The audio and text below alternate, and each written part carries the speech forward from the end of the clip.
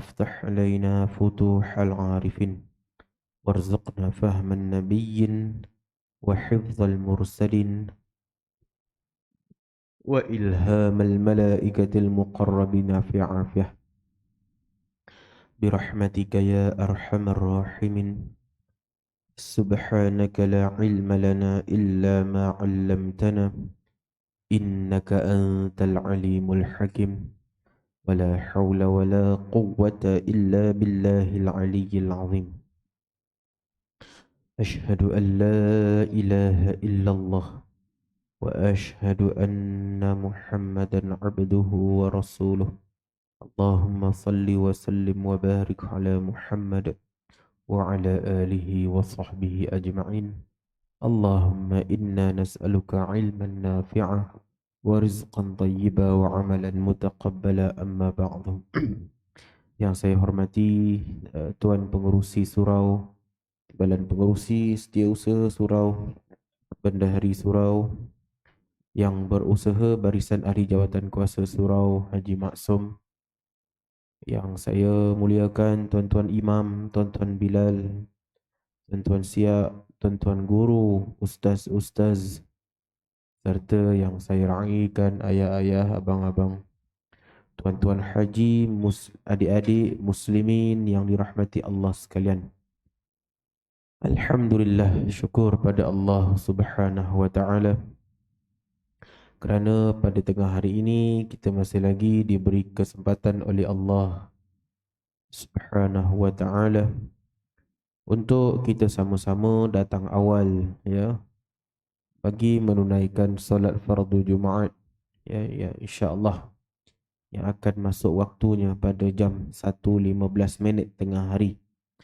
Jadi sementara kita menantikan masuknya waktu zuhur, ya, 1.15 tengah hari, marilah sama-sama kita jangan lupa kita niat iktikaf. Niat iktikaf. Ya, jangan lupa kita niat iktikaf, ya, sepanjang kita duduk di dalam rumah Allah ini, ya, dalam surau ini.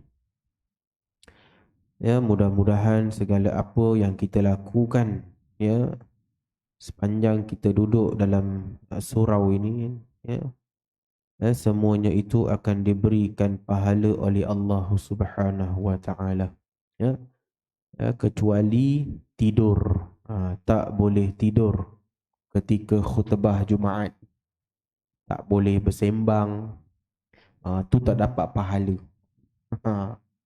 Ya, tak boleh tidur, tak boleh menyembang ketika khutbah Jumaat. Ya, siapa-siapa pun, ya, tak boleh. Yang itu boleh membatalkan pahala solat Jumaat, ya. Rugilah, ya. Jadi sebelum start solat Jumaat ni, sebelum khutbah Jumaat, ya, sebelum bermulanya khutbah Jumaat ni, kalau nak lena sekejap, lena lah. Ya, nak tidur sekejap, nak terlelap ke, tidurlah. Ya, niat iktikaf, ya, sambil-sambil dengar tazkirah pada tengah hari ini, mudah-mudahan dapat juga kita pahala, ya.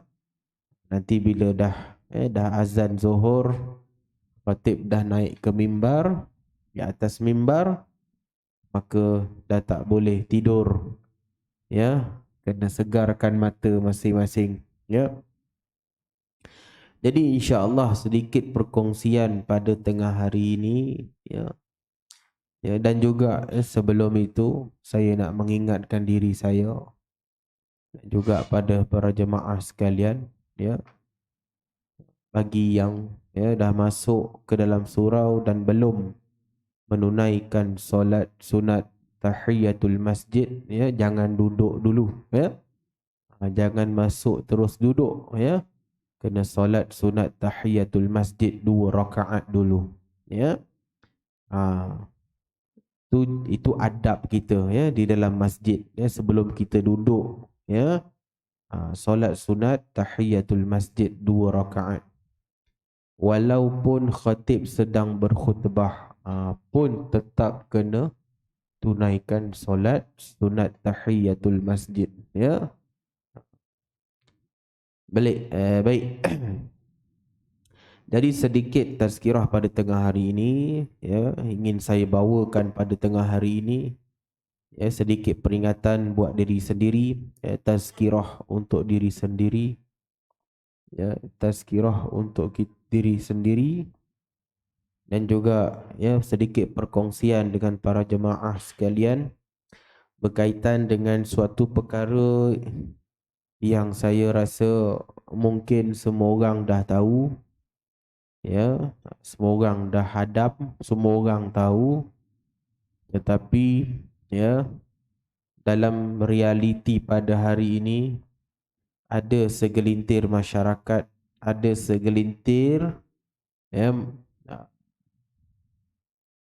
individu, ya, ada segelintir masyarakat individu yang masih lagi, ya, kurang faham, ya, masih lagi berlaku pengabaian, masih lagi berlaku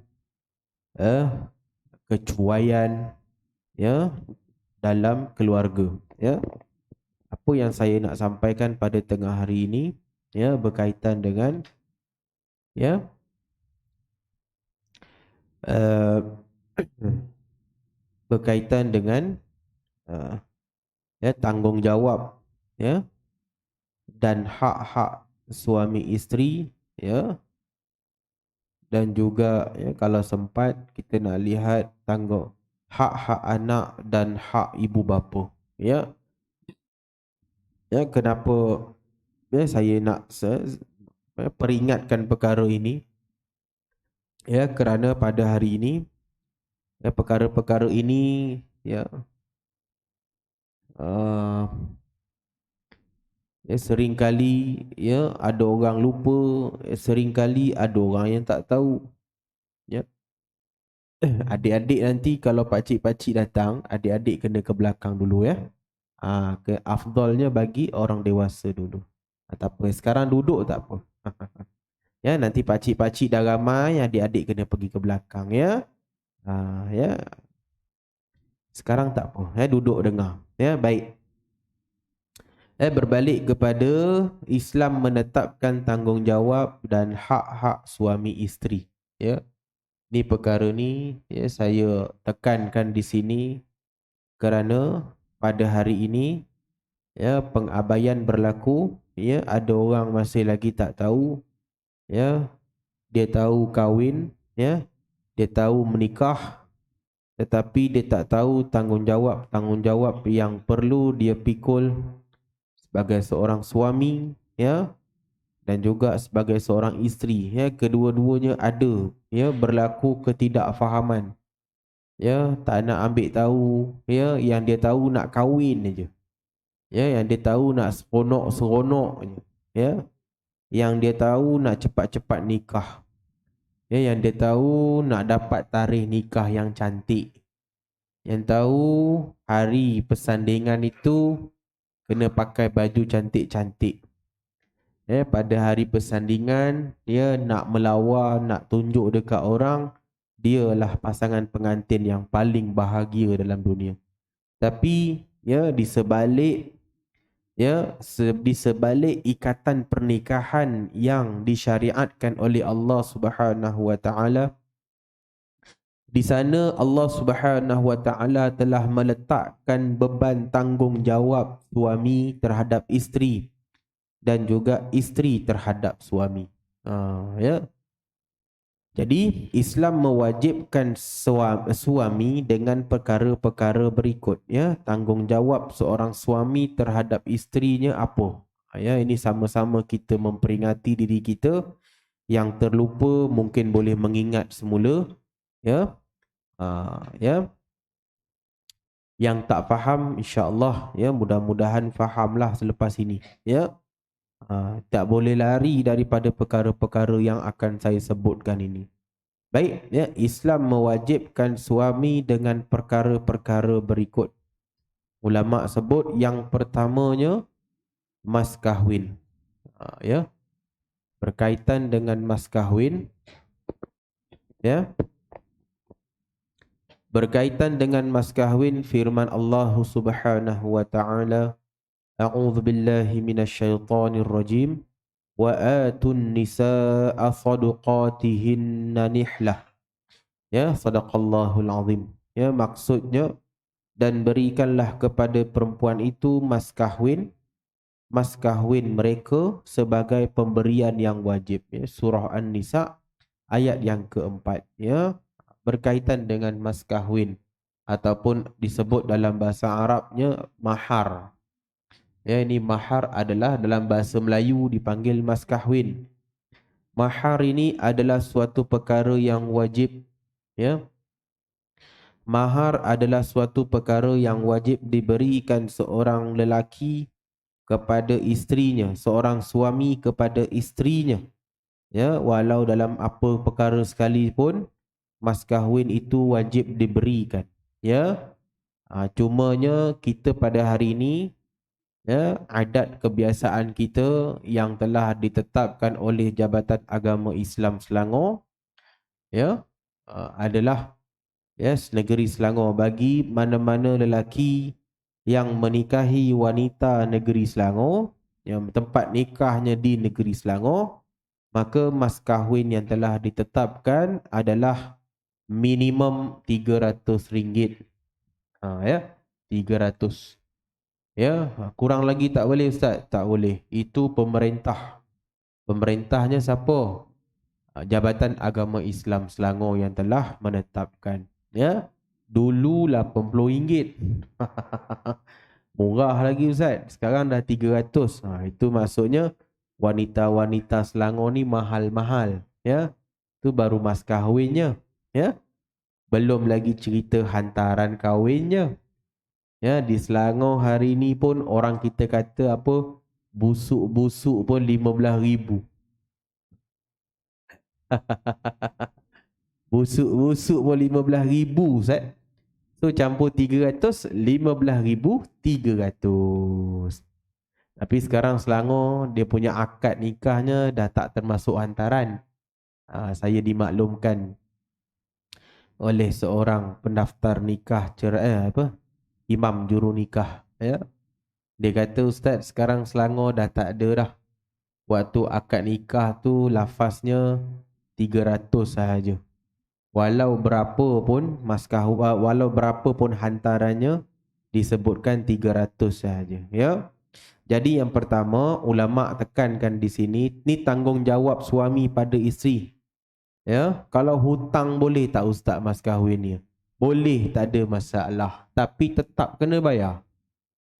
Apa yang dah dilafazkan di hadapan imam juru nikah itu, dia orang yang dah menikahkan itu, apa saja yang kamu lafazkan, ya, tetap kamu kena tunaikan, kamu kena langsaikan kalau kamu hutang mas kahwin. Mas kahwin ni berat. Dia punya kesan dia, ya, mas kahwin ni dia punya kesan dia boleh menyebabkan seorang suami itu tak boleh bersama dengan isteri dia. Jangan main-main. Isteri dia boleh tolak walaupun dah akad nikah, tapi kalau mas kahwinnya masih lagi berhutang, ada keadaan di mana isteri tadi boleh menolak, ya, boleh menolak suami dia untuk tidak tidur bersama pada malam perkahwinan. Jangan main-main, ni mas kahwin, ya. Itu mas kahwin ni Islam tekankan sangat-sangat, ya. Itu yang pertama. Yang kedua, ulama sebutkan tanggungjawab, ya, dan hak-hak suami, tanggungjawab orang suami terhadap isterinya yang kedua adalah nafkah. Inilah yang menjadi masalah antara sebab-sebab yang terbesar berlakunya perceraian di Selangor yang tertinggi di Malaysia. Ya, Selangor duduk ranking nombor 1. Dalam bab perceraian, Selangor duduk ranking nombor 1. Dan dalam negeri Selangor pula yang duduk, ya, ya, ranking kes perceraian yang tertinggi dalam negeri Selangor, ya, ketahuilah saudara-saudaraku, ya, dalam negeri Selangor pula daerah yang tertinggi, ya, kadar perceraiannya adalah di Mahkamah Rendah Syariah Kelang. Kelang duduk nombor 1 antara mahkamah syariah yang tersibuk. Dalam sibuk-sibuk tu ramai juga yang memohon cerai. Dan antara alasan perceraian yang difailkan di mahkamah oleh isteri-isteri ini, ya, alasan nombor 1-nya biasalah, tidak bersefahaman. Ya, bila kita tanya kenapa mohon cerai, dah tak ada persefahaman dah dengan suami. Tak sefahaman, anak dah 5. Dah 5 anak, tak faham lagi. Agaknya kalau faham berapa orang anak lah agaknya. Ya. Ya. Yang pertama, alasan perceraian itu adalah tidak bersefahaman. Ini semua alasan standard mana-mana perempuan, ya, yang mohon cerai. Dan yang kedua, alasan yang menjadi alasan yang menyebabkan sesebuah perkahwinan itu harus dan mesti dibubarkan adalah berkaitan dengan nafkah. Bab nafkah ni, ya, memang tak pernah cukup. Ya, ini yang berlaku. Ya, sedangkan Allah Subhanahu wa taala berfirman, wa 'alal mauludi lahu rizquhunna wa kiswatuhunna bil ma'ruf. Sadaqallahul azim. Ya. Dan kewajipan bapa pula ialah memberi makan dan pakaian kepada ibu itu menurut cara yang sepatutnya. Surah Al-Baqarah ayat 233. Inilah dalil di mana Allah Subhanahu wa taala nak beritahu kepada kita seorang suami itu wajib menyediakan nafkah kepada isterinya. Inilah satu tanggungjawab yang banyak diabaikan. Ya, saya berani cakap pada hari ini memang ramai tak faham lagi bab nafkah. Ya, bila ditanya masing-masing tak faham, yang suami tak faham, yang isteri tak faham. Bila tanya kahwin faham, kahwin tahu Ustaz. Kan? Lepas kahwin tahu apa nak buat. Itu tak payah ajar Ustaz, semua orang tahu. Yang itu tak payah ajar. Tapi kalau bab nafkah jenuh nak kena ketuk, baru faham bahasa. Ya, kalau tak cakap, kalau tak terangkan, ya, dia tak faham-faham. Ya, bila ditanya kenapa puan minta cerai, nafkah tak cukup Ustaz. Lepas-lepas nikah, puan tinggal bawah jambatan ke? Tak adalah Ustaz. Kat dalam rumah lah. Rumah siapa? Rumah yang suami saya sewa lah. Sewa rumah siapa bayar? Suami saya lah bayar. Habis tu? Okay. Ya. Sewa rumah tu kita nak panggil apa puan? Okay, tak apa. Lepas puan menikah dengan suami puan, puan makan pasir ke? Tak adalah Ustaz. Makan beras, makan nasi lah. Siapa yang beli beras? Suami saya lah. Lauk-lauk kat dapur siapa yang beli barang basah? Ikan, ayam, udang, sotong. Suami saya lah yang pergi belanja kan semua tu dekat pasar. Habis tu nak panggil apa? Ya. Lepas tu lepas menikah puan tak pakai baju ke? Pakailah Ustaz. Siapa yang belikan pakaian? Suami saya lah yang belikan pakaian. Daripada rumah, daripada makan minum dan juga pakaian, yang ini puan panggil apa? Itu tanggungjawab suami saya lah. Itulah yang dipanggil nafkah yang wajib disediakan oleh seorang suami. Oh, itu pun dikira nafkah ya Ustaz. Nampak? Ni wanita ni dia tak faham. Rupanya yang dia faham nafkah ni satu je. Dia tak faham nafkah-nafkah yang lain. Dia tak kira semua yang suami dia keluarkan duit tu dia tak nampak sebagai nafkah. Yang dia nampak sebagai nafkah satu je. Apa dia? Duit poket bulan-bulan. Itu je yang dia nampak sebagai nafkah. Lepas tu pergi minta cerai. Kata nafkah tak cukup. Bila kita semak, kita siasat, elok je rumah suami. Kita tanya pula suami, tuan masih lagi bayar sewa rumah ke? Saya bayar. Ada tunggakan nak? Adalah juga, tapi saya yang settlekan tunggakan tu. Makan minum isteri macam mana? Tuan yang beli ke? Saya yang beli. Kan? Pakaian dia? Pakaian tu, insyaAllah saya beli juga Ustaz. Tapi tak adalah setiap bulan. Dan saya beli kan, raya saya beli kan. Anak-anak nak sekolah, saya belikan pakaian sekolah untuk anak-anak. Jadi yang isteri encik minta cerai, cakap nafkah tak cukup ni kenapa? Saya pun tak tahulah Ustaz. Rupanya perempuan ni dia nampak nafkah ni satu je. Duit poket dia. Salah tu. Ya? Sebab itu bila pergi siapa-siapa yang belum pergi kursus kahwin, satu nasihat saya, bila pergi kursus pra-perkahwinan, jangan duduk sibuk main WhatsApp. Duduk dengar apa yang ustaz dekat depan tu cerita tentang hukum syarak. Ini datang kursus kahwin semata-mata nak sijil je. Ilmu tak nak. Bila dah berlaku masalah macam ni, baru nak menggagau, baru nak menggelabah. Tak faham tentang nafkah. Itu perempuan yang tak faham tentang nafkah. Suami pun ada juga. Ini lagilah.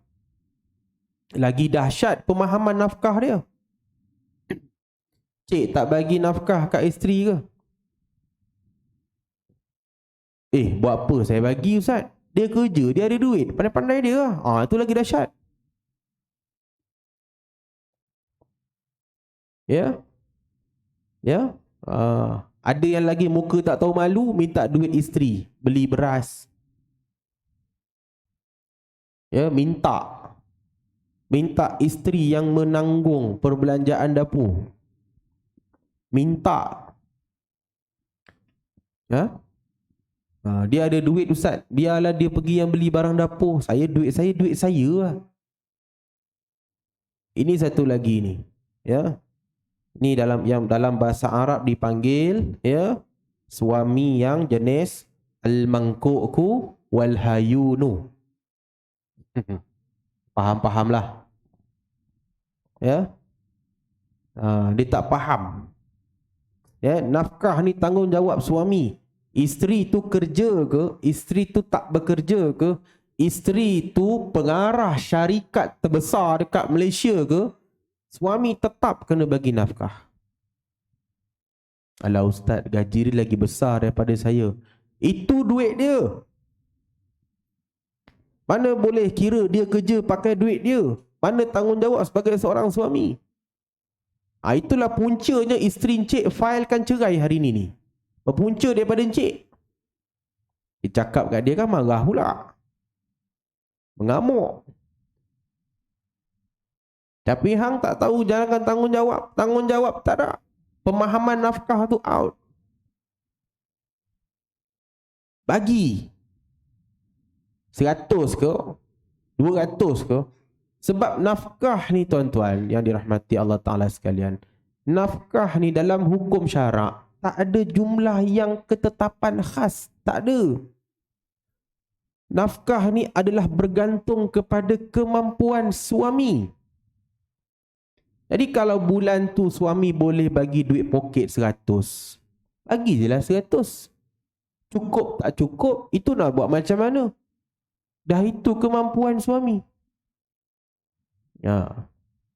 Dia kena terimalah seadanya kemampuan suami dia takat itu. Sebab itulah lelaki yang kamu cintai, yang kamu gila-gilakan nak kahwin dengan dia, kamu kena terimalah diri dia seadanya. Kalau kamu nak mengharapkan duit poket sebulan 1,000, sebelum kahwin, carilah anak orang kaya. Kena kenali pasangan masing-masing. Kena kenali kemampuan pasangan masing-masing sebelum nikah. Kena terima seadanya. Dah dia kerja macam itu, dia mampu bagi bulan itu 100. 100 lah isteri tu patut ambil dengan tutup mulut. Tak payah cakap banyak. Ya, itu nafkah, ya, tanggungjawab suami kepada isteri. Dan yang ketiga, ya, tanggungjawab seorang suami kepada isteri adalah bergaul dengan isteri dengan cara yang baik.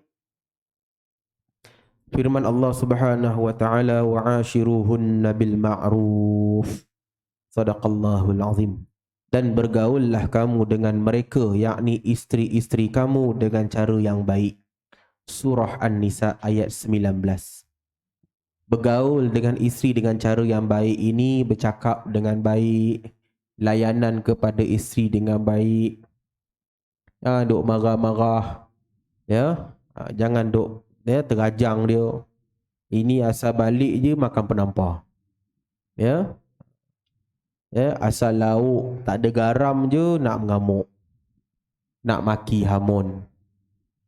Ya, di samping kita dah bagi dia nafkah zahir dan batin, kita juga sebagai seorang suami kena cakap baik-baik, lemah lembut dengan pasangan kita. Itulah sebenarnya salah satu daripada kunci kita nak merapatkan hubungan dengan pasangan kita. Ini asyik nak marah aja, tension kat tempat kerja, balik, ya, isteri tu tempat lepaskan geram. Berlaku tuan-tuan. Ada seorang isteri tu sampai kena terajang dekat dada dia oleh suami dia. Penampar jangan cakap lah. Asal balik jumpa isteri je penampar. Tumbuk pun ada, mata lebam. Kenapa ke ni puan, mata puan lebam hari ni? Inilah suami saya yang tumbuk, Ustaz. Kenapa dia tumbuk? Tak tahu lah. Semalam ajak makan dekat luar, saya kata saya penat, saya tak larat. Dia mengamuk. Ya, dia baling apa entah, benda tu kena kat mata saya. Dah bengkak. Tak? Ya, itu yang menyebabkan saya dah tak boleh tahan dah dengan dia. Tapi bila tanya suami, macam mana ni encik? Isteri dah minta cerai sebab encik dah mengasari dia, dah mendatangkan mudarat pada tubuh badan dia. Ini dalam hukum syarak, memang hukum syarak suruh pisahkan. Walau kau sayang 1,000, tak sayang. Bila tanya sayang. Tapi kalau sayang, kenapa kau tumbuk bini kau? Kau sayang apa? Ini cara kau sayang bini ke? Tu belum lagi cucuk puntung rokok kat tubuh isteri. Bila tanya, cik kena lepaskan isteri cik macam ni. Ustaz jangan sibuk, ni rumah tangga saya. Saya takkan menyebut kalau benda ni tak sampai ke mahkamah. Dalam rumah je lantak kau lah. Tapi bila isteri dah buat aduan dekat mahkamah, jadi semua orang akan masuk campur untuk menjaga maslahah isteri ni. Terang-terang pukul, terajang, kan? Ini panggil lagi sayang. Saya sayang isteri saya takkan sanggup ceraikan dia, Ustaz. Kan? Rupanya bukan sayang pada isteri, tapi sayang duit isteri. Rupanya kalau dia ceraikan isteri dia, dia dah takkan dapat duit. Ada kes takkan ceraikan isteri dia, tapi dah teruk dah bini dia kena. Rupanya bila tanya, dia tak nak lepaskan saya, Ustaz, sebab dia bila dapat duit gaji saya, dia paksa rampas kad bank tu daripada saya. Dia ugut saya. Pergi cucuk duit saya dekat mesin ATM. Dia nak duit tu kenapa? Nak beli dadah. Kalau ikut hukum syarak memang kena bubar. Sebab kita nak selamatkan. Dalam situasi ni nyawa nombor satu. Sayang tu dah melayang dah. Hukum syarak dah tak tengok sayang kamu dah. Hukum syarak meletakkan nyawa isteri tu nombor satu. Apa berlaku pun kalau bercerai, isteri tu selamat nyawa dia, perceraian itu lebih baik. Sebab itu ini antara sebab-sebab yang banyak berlaku di mahkamah syariah. Saya berhadapan dengan perkara-perkara macam ini. Itu saya berani kongsi yang tuan-tuan. Ni realiti yang berlaku. Bukan kita suka-suka nak ceraikan orang. Kalau dua-duanya baik, takkanlah kita lagi suka damai. Tapi kalau ada salah satu pihak nyawanya terancam, kita lebih nak menyelamatkan nyawa yang terancam itu daripada kau punya sayang yang aprak tu. Atas nama je sayang. Tapi kan bila kita kata damai, balik kau bantai balik bini kau. Tak mau macam itu. Ya. Na'udzubillah. Jadi ya, yang sempat saya kongsikan pada tengah hari itu, pada tengah hari ini berkaitan dengan tanggungjawab suami terhadap isteri. InsyaAllah panjang umur kita bertemu lagi dalam siaran yang lain. Aqulu qawli hadha wa astaghfirullahalazim li wa lakum. Minta ampun, minta maaf terkasar bahasa, terlanjur bicara. Yang baik itu semua datang daripada Allah. Yang lemah itu adalah daripada saya. Saya tangguhkan tazkirah pada tengah hari ini dengan tasbih kafarah dan suratul Asr. Subhanakallahumma wa bihamdik asyhadu an la ilaha illa anta astaghfiruka wa atubu ilaik. Bismillahirrahmanirrahim. Wal 'asri innal insana lafi khusr illa alladhina amanu wa 'amilus solihati wa tawasaw bil haqqi wa tawasaw bis sabr. Sadaqallahul azim. Subhana rabbika rabbil 'izzati 'amma yasifun wa salamun 'alal mursalin walhamdulillahi rabbil alamin.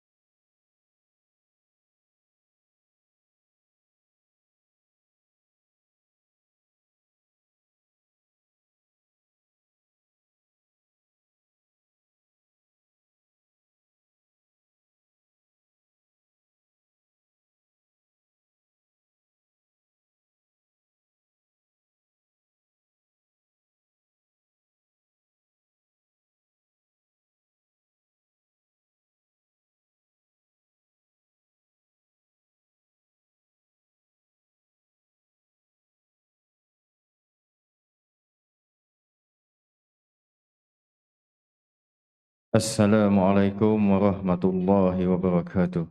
Sikit makluman tuan-tuan. Yang pertamanya, insyaAllah ibadah korban untuk penganjuran surah Haji Maksum pada tahun ini sasarannya ialah sebanyak 10 ekor lembu. Dan setakat ini dah hampir 4, hampir penuh. Jadi ada lagi 6 ekor lagi masih kosong. Jadi tuan-tuan yang dah ada niat boleh maklumkan dulu ataupun mendaftar dahulu dan bayar kemudian, tapi selewat-lewatnya seminggu sebelum tarikh program. Dan yang keduanya, insya-Allah pada 25 bulan Jun akan diadakan kursus penyembelihan anjuran Pejabat Agama Islam unit Pejabat Agama Islam Kelang, bahagian dakwah, insya-Allah akan bekerjasama dengan Surah Haji Maksum untuk mengadakan khusus penyembelihan. Jadi tuan-tuan seluruh ahli Korea ataupun luar Korea adalah dialuk-alukan untuk menyertai. Semuanya tiada yuran apa-apa, percuma sahaja datang dan ambil ilmu tersebut. InsyaAllah sarapan pagi, makan tengah hari akan disediakan oleh Pejabat Agama Islam dan juga ada teori dan amali untuk penyembelihan. Mungkin kita akan sembelih ayam, kalau misalnya tak ada tajaan mungkin sembelih kambing. InsyaAllah. Apapun insyaAllah dilalukan tuan-tuan semua ya, yang bagusnya yang muda-muda remaja. Kita nak tarik golongan remaja untuk mengetahui ilmu penyembelihan ya, insyaAllah. Sekian, terima kasih. Wabillahi taufiq wal hidayah. Assalamualaikum warahmatullahi wabarakatuh.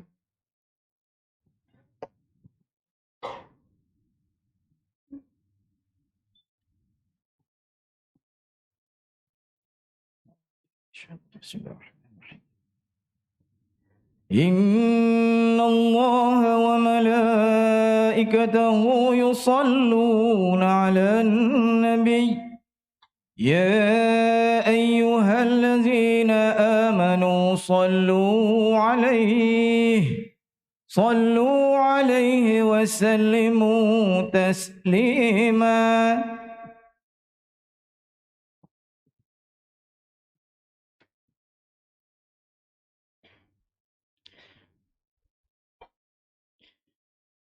Assalamualaikum warahmatullahi taala wabarakatuh.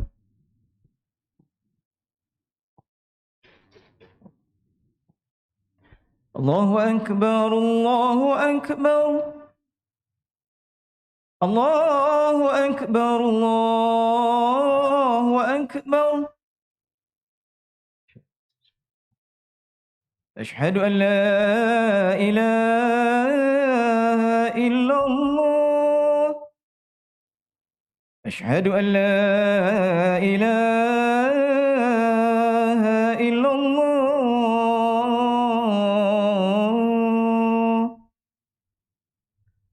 أشهد أن محمد رسول الله. أشهد أن محمد رسول الله.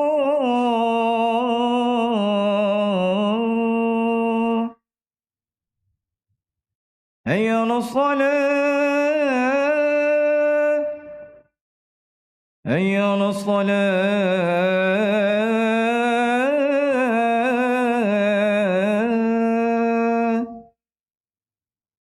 حي على الفلاح، حي على الفلاح.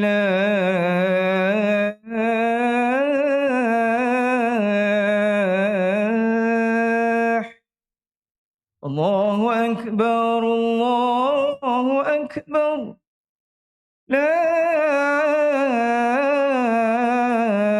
إله إلا الله.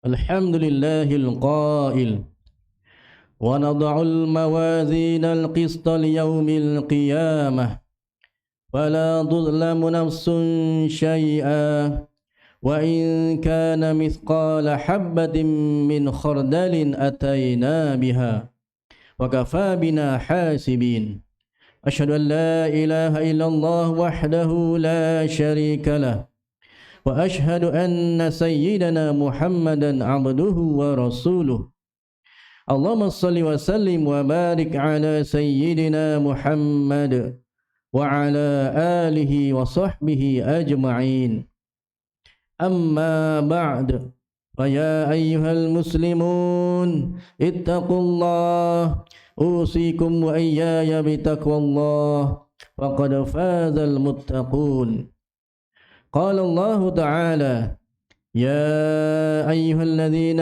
آمنوا اتقوا الله حق تقاته ولا تموتن إلا وأنتم مسلمون. Muslimin yang dirahmati Allah Subhanahu wa taala sekalian. Saya berpesan kepada diri saya dan para jemaah agar bertakwa kepada Allah Subhanahu wa taala dengan melaksanakan segala perintahnya dan meninggalkan segala larangannya. Mudah-mudahan kita menjadi hamba Allah Subhanahu wa taala yang diridai di dunia dan di akhirat. Pada hari yang mulia ini, mimbar akan membicarakan khutbah bertajuk Islam agama kasih sayang. Hadirin sidang Jumaat sekalian, Islam sebagai agama berkasih sayang yang memberi rahmat kepada seluruh alam. Rahmat atau kasih sayang dalam Islam meliputi sekalian makhluk yang mana ianya tidak hanya terbatas kepada manusia, bahkan menjangkau kepada haiwan, tumbuhan dan sekalian alam. Islam merupakan agama yang benar-benar memerintahkan penganutnya untuk saling mengasihi dan menyayangi sesama makhluk. Hadis daripada Abdullah bin Amr radhiyallahu anhuma bahawa Rasulullah sallallahu alaihi wasallam bersabda, Ar-rahimuna yarhamuhumur rahman, irhamu man fil ard yarhamkum man fis sama. Orang-orang yang penyayang itu dikasihi yang maha penyayang. Maka sayangilah makhluk yang ada di bumi, nescaya kalian akan disayangi makhluk yang ada di langit. Riwayat At-Tirmizi. Syekh Nawawi Al-Bantani dalam kitabnya Nasaihul Ibad sewaktu menghuraikan hadis di atas menyatakan bahawa orang-orang yang penyayang kepada makhluk yang ada di bumi, yaitu manusia dan haiwan, beliau menyarankan agar menyayangi semua makhluk Allah Subhanahu wa taala dengan kadar kemampuan yang ada, walaupun terhadap makhluk yang tidak berakal, dengan kasih sayang serta mendoakan agar diperoleh limpah rahmat dan keampunan Allah Subhanahu wa taala. Dengan itu, kita akan mendapat kasih sayang daripada penduduk langit, yaitu para malaikat yang mana jumlahnya melebihi penduduk bumi. Al-Mubarakfuri menukilkan huraian At-Tibi dalam kitab Tuhfatul Ahwazi terhadap hadis yang sama, bahawa beliau menyatakan lafaz makhluk yang ada di bumi, yaitu man fil ardi, meliputi semua jenis makhluk. Maka berkasih sayanglah kepada orang yang baik maupun kepada yang tidak bermoral, yakni fajir, orang yang berakal ataupun juga kepada orang yang jahil, dan kepada binatang liar atau burung. Hadirin yang dikasihi Allah Subhanahu wa taala sekalian, berkasih sayang atau berbuat baik terhadap haiwan adalah ibadah kepada Allah Subhanahu wa taala. Banyak nas yang menunjukkan ianya dihitung sebagai amal kebaikan, bahkan boleh menjadi sebab kepada pengampunan dosa dan peningkatan darjat di sisi Allah Subhanahu wa taala. Hadis riwayat daripada Abu Hurairah radhiyallahu anhu bahawa Rasulullah sallallahu alaihi wasallam menceritakan seorang lelaki kehausan yang sangat, lalu turun ke perigi mendapatkan air. Ketika keluar dari perigi, dilihatnya seekor anjing menjelirkan lidah menjilat-jilat tanah kehausan. Kasihan terhadap haiwan tersebut, lelaki tadi turun kembali mengisi air dengan kasutnya, kemudian digigit lalu dibawa naik ke atas dan diberikan anjing itu minum. Usaha murni yang dibuat oleh lelaki itu menyebabkan dosanya diampunkan. Bahkan dalam riwayat Abdullah bin Dinar serta Ibnu Hibban menyatakan lelaki tersebut dimasukkan ke dalam syurga kerana usahanya. Para sahabat yang mendengar kisah ini bertanya kepada Rasulullah sallallahu alaihi wasallam, "Ya Rasulullah, wa inna lana fil bahaimi ajra." Qala, "Fi kulli kabidin ratbatin ajrun." Wahai Rasulullah, apakah kami mendapatkan pahala dengan berbuat baik kepada haiwan? Baginda sallallahu alaihi wasallam menjawab, pada setiap yang bernyawa ada pahalanya. Riwayat Imam Al-Bukhari. Sebaliknya, siapa yang tidak berbuat baik terhadap haiwan serta menzaliminya boleh menjadi sebab kepada kemurkaan Allah Subhanahu wa taala dan sebab masuk ke neraka.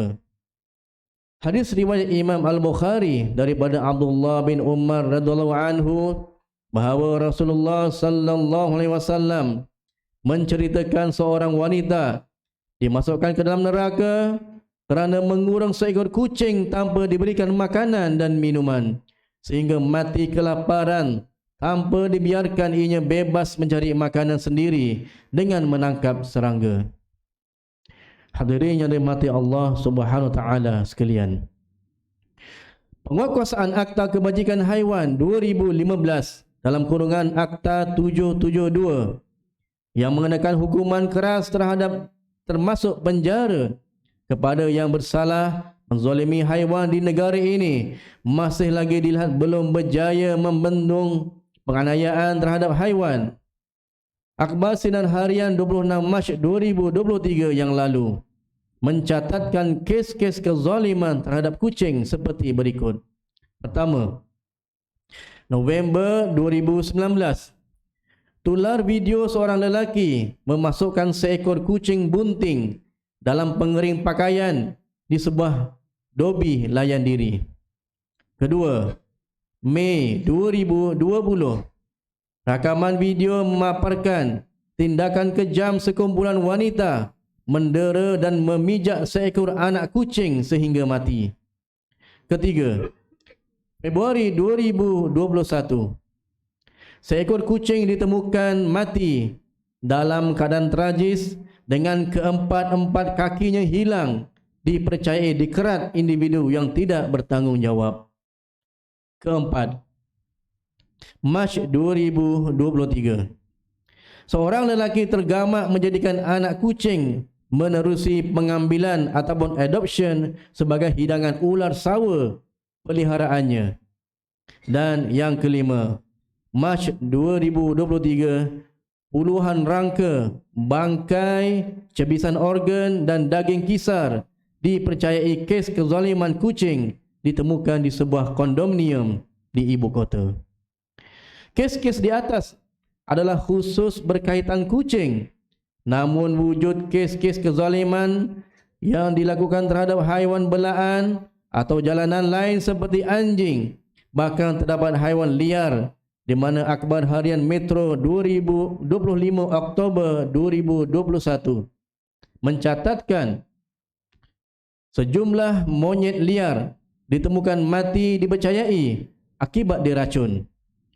Kezaliman terhadap haiwan berlaku apabila tidak diberi makan dan minum, ditinggalkan oleh pemilik yang berpindah, kurungan kotor, diikat dengan rantai yang pendek dan terdedah kepada panas serta hujan.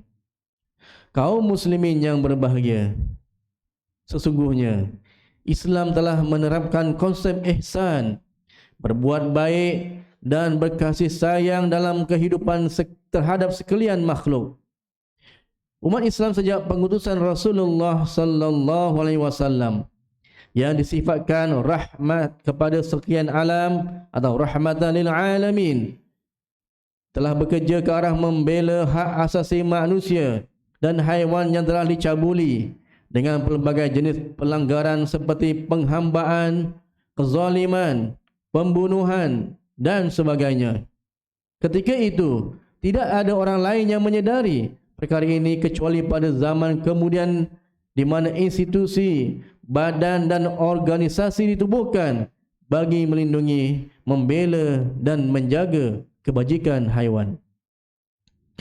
Rasulullah sallallahu alaihi wasallam mengingatkan sebagaimana hadis riwayat An-Nasa'i daripada Asy-Syari' radhiyallahu anhu bahawa sesiapa yang membunuh burung pipit atau usfur bukan untuk dimakan atau dimanfaatkan, maka burung tersebut akan mengadukan kepada Allah SWT di akhirat kelak.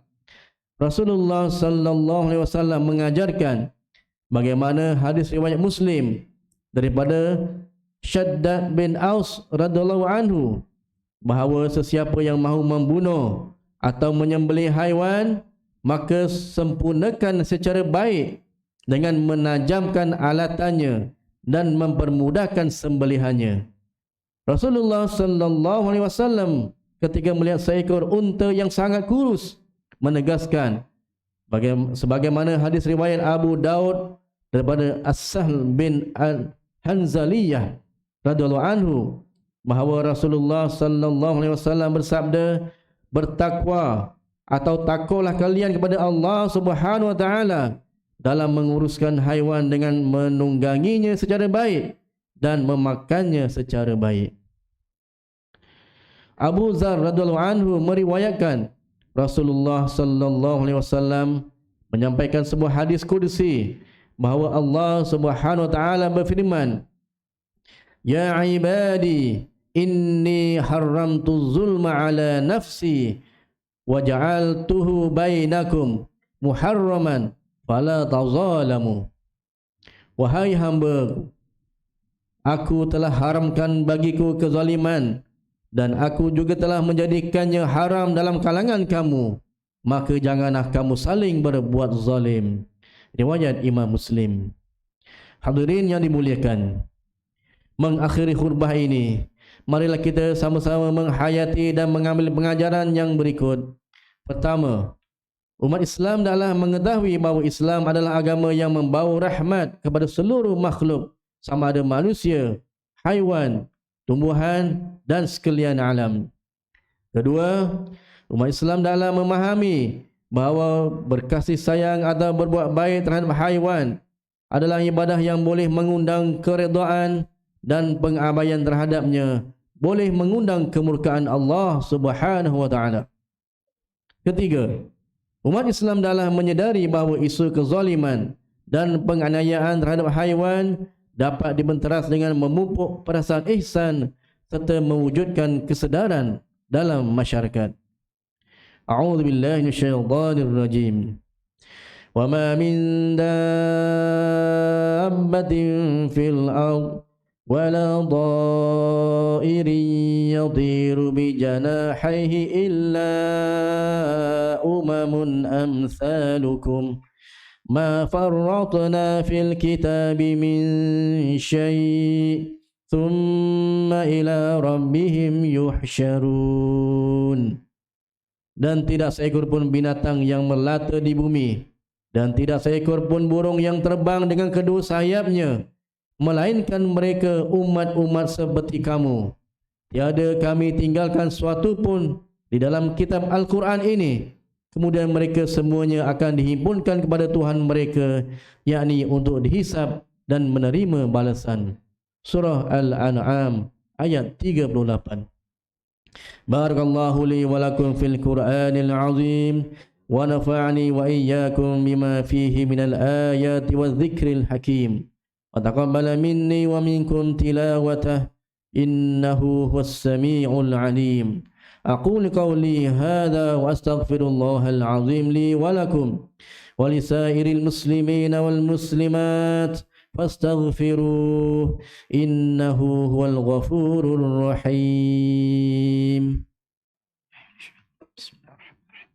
اللهم إنا نسألك بحرمة هذا اليوم المبارك أن تكشف عنا كربتنا وأن تغفر لنا ذنوبنا وأن ترزقنا من حيث لا نحتسب برحمتك يا أرحم الراحمين والحمد لله رب العالمين.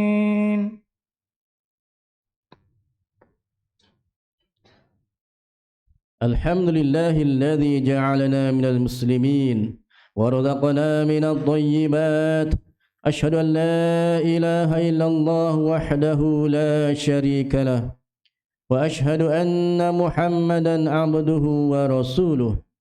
اللهم صل وسلم وبارك على سيدنا محمد وعلى آله وصحبه ومن تبعهم بإحسان إلى يوم الدين. أما بعد، فيا عباد الله اتقوا الله، أوصيكم وإياي بتقوى الله، فقد فاز المتقون. Hadirin yang dirahmati Allah sekalian, marilah sama-sama kita bertakwa kepada Allah Subhanahu wa taala dengan melakukan ketaatan kepadanya dan menjauhkan diri daripada perbuatan keji dan maksiat. Inna Allah wa malaikatahu yusalluna 'alan nabi ya ayyuhalladzina amanu sallu 'alaihi wa sallimu taslima.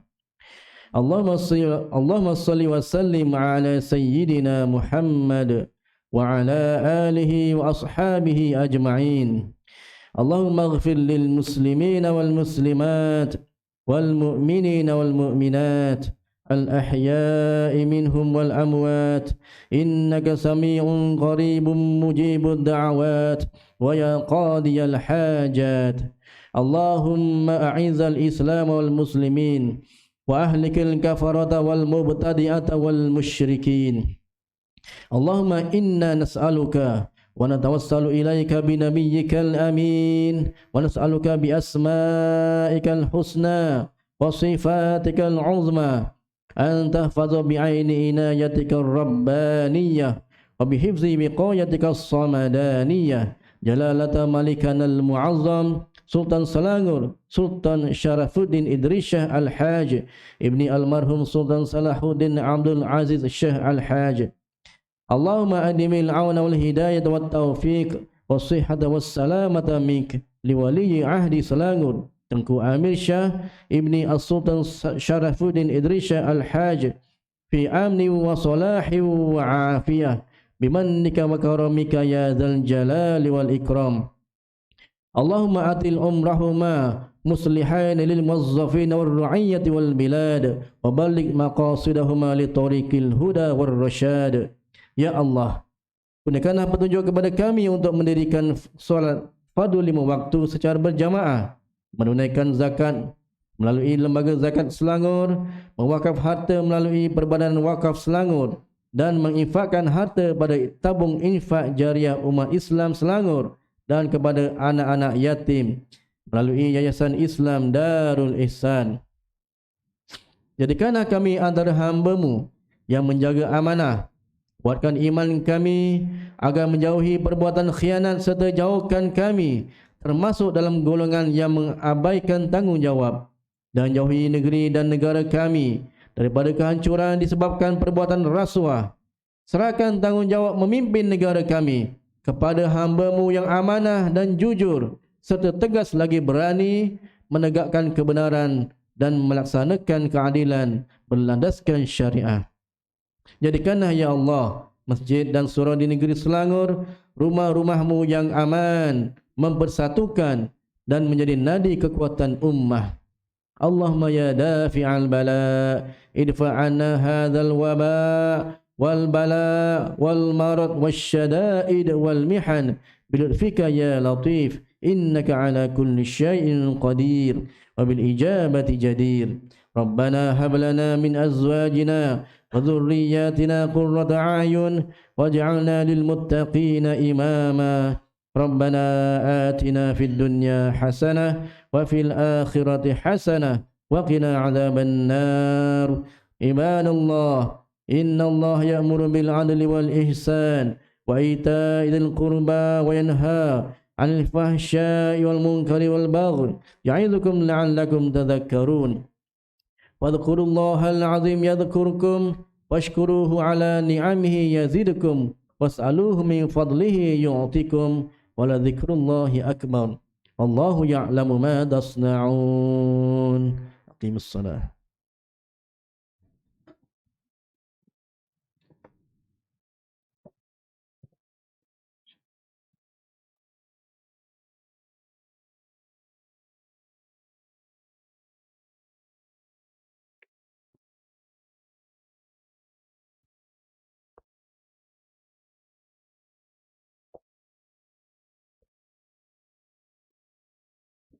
Minta lurus, rapatkan saf dan bergerak ke hadapan untuk beri ruang kepada mereka yang berada di belakang masuk ke dalam dewan utama.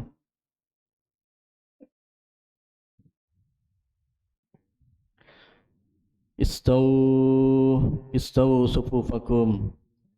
Lurus dan rapatkan saf. Allahu Akbar, Allahu Akbar. أشهد أن لا إله إلا الله أشهد أن محمد رسول الله حي على الصلاة حي على الفلاح قد قامت الصلاة قد قامت الصلاة الله أكبر الله أكبر لا إله إلا الله لا إله إلا الله. هذه دعوة تامة الصلاة آت محمدا الوسيلة والفضيلة وابعثه مقاما محمودا الذي وعده. بسم الله الرحمن الرحيم. قل أعوذ برب الناس مالك الناس إله الناس من شر الوسواس الخناس الذي يوسوس في صدور الناس من الجنة والناس. بسم الله الرحمن الرحيم. صلي فرض الجمعة ركعتين إماما لله. الله أكبر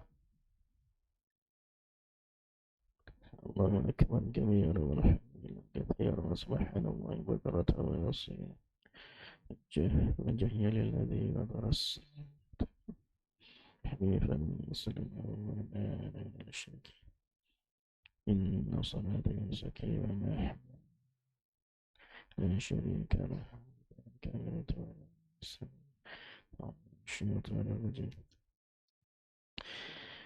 بسم الله الرحمن الرحيم.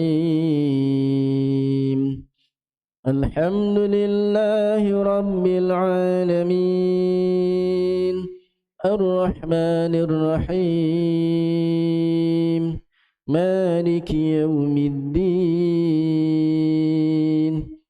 إياك نعبد وإياك نستعين اهدنا الصراط المستقيم صراط الذين أنعمت عليهم غير المغضوب عليهم ولا الضالين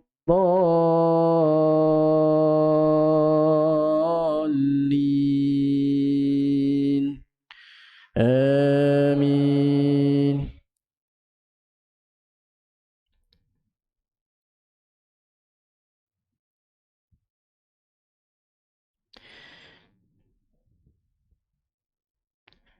إن في خلق السماوات والأرض واختلاف الليل والنهار لآيات لأولي الألباب الذين يذكرون الله قياما وقعودا وعلى جنوبهم ويتفكرون في خلق السماوات والأرض ربنا ما خلقت هذا باطلا سبحانك فقنا عذاب النار. الله أكبر.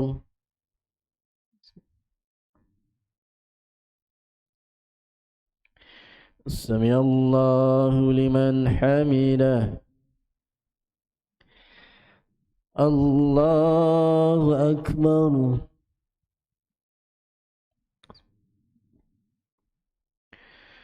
الله أكبر.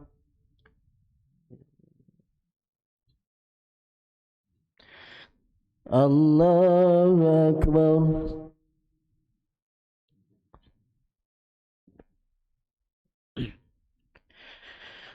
الله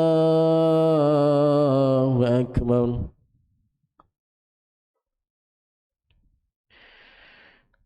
بسم الله الرحمن الرحيم.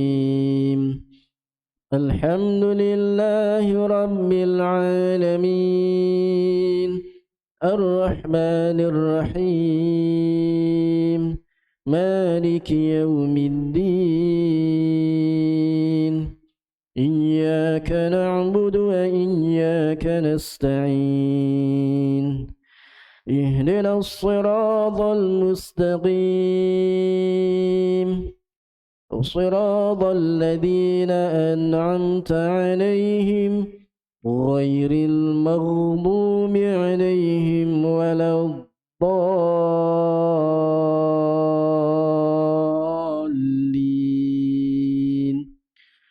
آمين.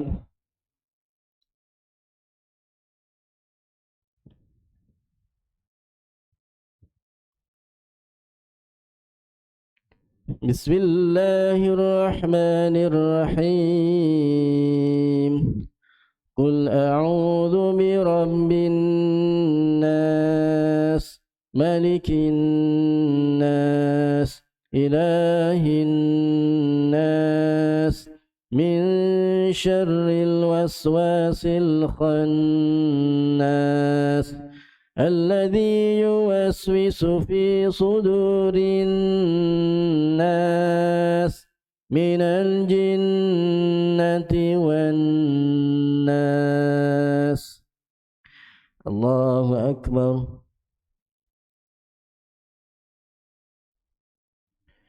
سمع الله لمن حمده. الله أكبر.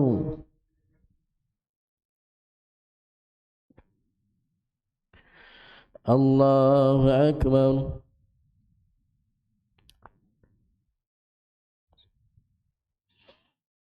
الله أكبر.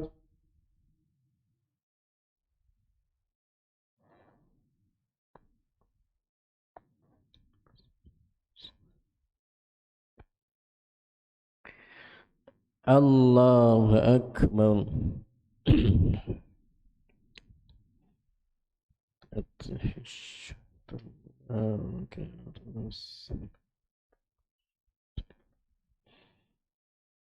السلام عليكم ورحمة الله.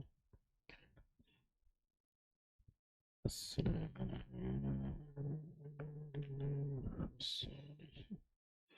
يشهد أن لا إله إلا الله. يشهد أن محمد رسول الله. صلى على محمد وعلى آل محمد كما صلينا على إبراهيم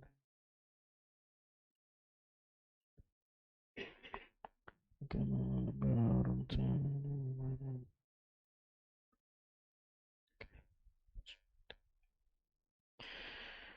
السلام عليكم ورحمة الله. السلام عليكم ورحمة الله. أستغفر الله العظيم الذي لا إله إلا هو الحي القيوم وأتوب إليه. أستغفر الله العظيم الذي لا إله إلا هو الحي القيوم وأتوب إليه. أستغفر الله العظيم الذي لا إله إلا هو الحي القيوم وأتوب إليه. لا إله إلا الله وحده لا شريك له له الملك وله الحمد يحيي ويميت وهو على كل شيء قدير. لا إله إلا الله وحده لا شريك له له الملك وله الحمد يحيي ويميت وهو على كل شيء قدير.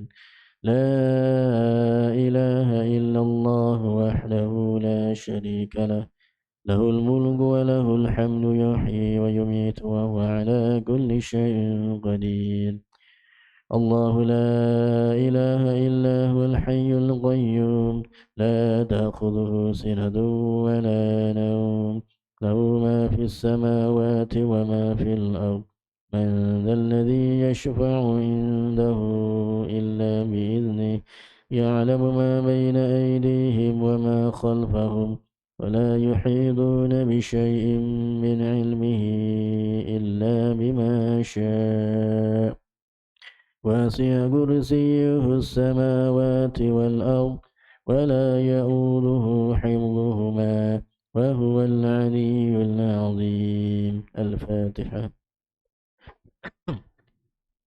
بسم الله الرحمن الرحيم الحمد لله رب العالمين الرحمن الرحيم مالك يوم الدين إياك نعبد وإياك نستعين اهدنا الصراط المستقيم صراط الذين أنعمت عليهم غير المغضوب عليهم ولا الضالين بسم الله الرحمن الرحيم الحمد لله رب العالمين حمدا حامدين حمدا شاكرين حمدا ذاكرين حمدا صابرين حمدا ناعمين حمدا يوافي نعمه ويكافئ مزيده يا ربنا لك الحمد كما ينبغي لجلال وجهك الكريم وعظيم سلطانك اللهم اغفر لنا ذنوبنا ولوالدينا وارحمهم كما ربونا صغارا ولجميع المسلمين والمسلمات والمؤمنين والمؤمنات الأحياء منهم والأموات برحمتك يا أرحم الراحمين اللهم صل صلاة كاملة وسلم سلاما تاما على سيدنا محمد الذي تنحل به العقد وتنفرج به الكرب وتقضى به الحوائج وتنال به الرغائب وحسن الخواتيم ويستسقى الغمام بوجهه الكريم وعلى آله وصحبه في كل لمحة ونفس بعدد كل معلوم لك يا أرحم الراحمين ربنا لا تزغ قلوبنا بعد إذ هديتنا وهب لنا من لدنك رحمة إنك أنت الوهاب ربنا ظلمنا أنفسنا وإن لم تغفر لنا وترحمنا لنكونن من الخاسرين ربنا آتنا في الدنيا حسنة وفي الآخرة حسنة وقنا عذاب النار وقنا عذاب النار وقنا عذاب النار اللهم اختم لنا بحسن الخاتمة ولا تختم علينا يا الله بسوء الخاتمة وصلى الله على سيدنا محمد وعلى آله وصحبه وسلم سبحان ربك رب العزة عما يصفون وسلام على المرسلين والحمد لله رب العالمين قول الله لنا ومنكم صلى الله على محمد صلى الله عليه وسلم صلى الله على محمد صلى الله عليه وسلم